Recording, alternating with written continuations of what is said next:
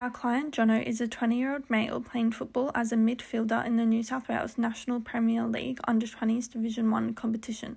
He has a high training load with his team commitments and own gym training. His goal is to improve his recovery time between repeated high-intensive efforts during a football match. Within 4 weeks, we're going to aim to achieve this goal and measure by his RPE. The client completed a repeated sprint test over 30 metres with a 25-second active recovery to assess his ability to perform sprints under fatigue prior to and post-completion of the training program. To assess improvement, the time taken of each sprint was recorded, and to prescribe exercise RPE, 10-minute post-completion of the test was recorded. RPE is a valid and reliable measure as results correspond with cardiorespiratory capability and whole-body fatigue.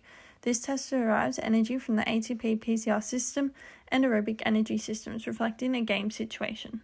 The pre-test RPE was used as a benchmark to prescribe intensity as it estimates blood lactate volumes. Hence, the time of each sprint was used as a guide to prescribe a work duration that ensures the client is working above the anaerobic threshold. Using the week 1 sprint interval training session, we can see this as the RPE from the pre-test was 6, corresponding to a blood lactate of 6 millimoles per litre. Using the 4 millimoles per litre method, we can conclude this intensity is above the client's anaerobic threshold, thus the same distance and speed was utilised to prescribe a minimum of 5 reps.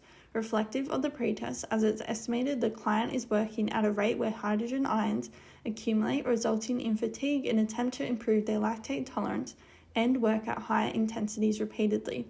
And a work to rest ratio of 1 to 10 between 12 was followed to allow ATP-PCR resynthesis if the athlete desires. HIIT and SIT training was chosen to elicit ATP synthesis via anaerobic and aerobic means during high-intensive efforts. However, training sessions were not specific in terms of incorporating skill and tactical development, as this is achieved during the client's team training sessions. Thus, anaerobic ATP synthesis was primarily targeted to achieve the client's goal. Initially, the American College of Sports Medicine HIIT guidelines were followed when designing the sessions, as well as periodization principles, with sprint repeatability being the goal of week 1 to 3, and a taper to a small extent for the 4th week. It's evidence post-week 2 the sessions were reversed, causing SIT to be before a light session and HIIT before a moderate session, as SIT elicited a larger RPE to follow the training low strategy. This allows the less intensive session to be completed closer to competition, achieving a greater recovery period for muscle recovery. To progress exercise, the FIT principle was followed. Intensity was prescribed utilizing pre-test results to achieve a targeted RPE corresponding with anaerobic threshold. This is seen with the week 1 HIIT session, as the work rest duration corresponds with the pre-test format of short interval HIIT. However, the RPE from this session was informed the client was not working above the anaerobic threshold.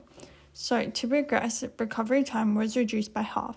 As RPE for the week 2 session was above the anaerobic threshold, the week 3 session progressed via increasing the work duration. Contrastingly, week 4 reflected a slight taper as seen by modifying the work duration to overall be less. However, the recovery duration was reduced to continue stressing the anaerobic energy system.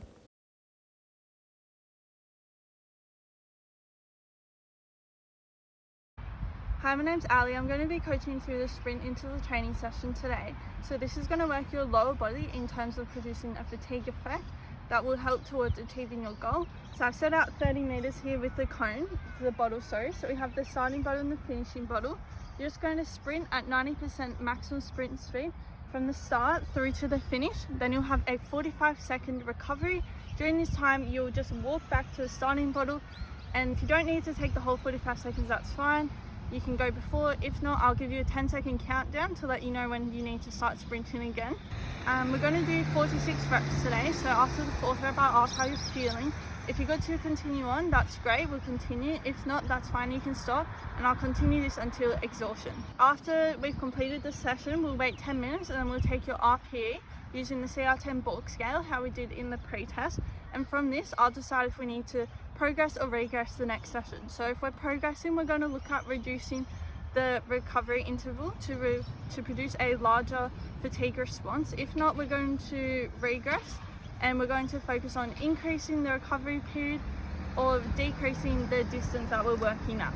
So it's important when you're running that you're working above your 90% maximum sprint speed, as anything below this won't achieve the adaptations we're targeting. So just a few tips to help try and achieve this maximum sprint speed. If you just want to try running on your toes, this is going to reduce your braking force, and also use your arms to drive your movement forward.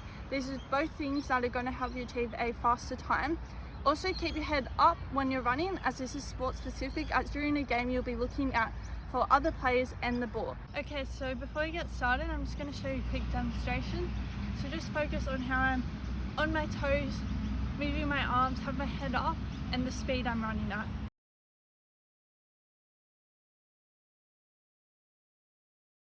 So if there's no questions, we'll get started. When you're ready, so keep going faster, faster, faster, faster, keep going. And 45 seconds is starting now. That was really good. So just back up to the bottom, we'll start again.